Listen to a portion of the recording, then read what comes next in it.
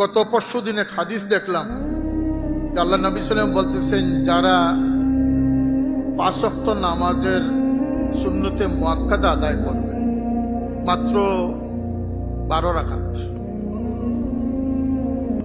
ফজরের 2 রাকাত, জোহরের আগে 4, পরে 2, মাগরিবের 2, এশার 2, সুন্নতে মুআক্কাদা, যেগুলোতে আমাদেরকে আজকের এই এজিদের দুরাচাররা, দাজ্জালের অগ্রসৈনিকরা আজকে আমাদেরকে এই নামাজটুকু পড়তে আমাদেরকে বাধাগ্রস্ত করতেছে। কথা ঠিক না? ঠিক না?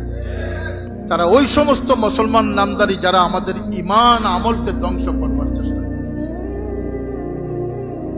সুতরাং এই আল্লাহর নবী সাল্লাল্লাহু আলাইহি ওয়াসাল্লাম বলতেছেন, এই সুন্নতে মুআক্কাদা যারা পড়বে, ইচ্ছাকৃতভাবে তরক করবে না, আল্লাহর হাবিব বশারত দিয়েছেন, সুসংবাদ দিয়েছেন যে তাদের জন্য জান্নাত ওয়াজিব হয়ে যাবে। হযরত সারফিল্লাহ আমাদেরকে কি শুধু স্লোগান এবং আমাদের জজবাত সৃষ্টি করেছেন না, আমাদেরকে আমলের তলকিন দিয়েছেন। কথা বলেন, আমলের তলকিন দিয়েছেন না দিয়েছেন? কোন বেআমলি ফুলতলি সাহেবের মুহিব্বিনদের অন্তর্ভুক্ত হতে পারবে না।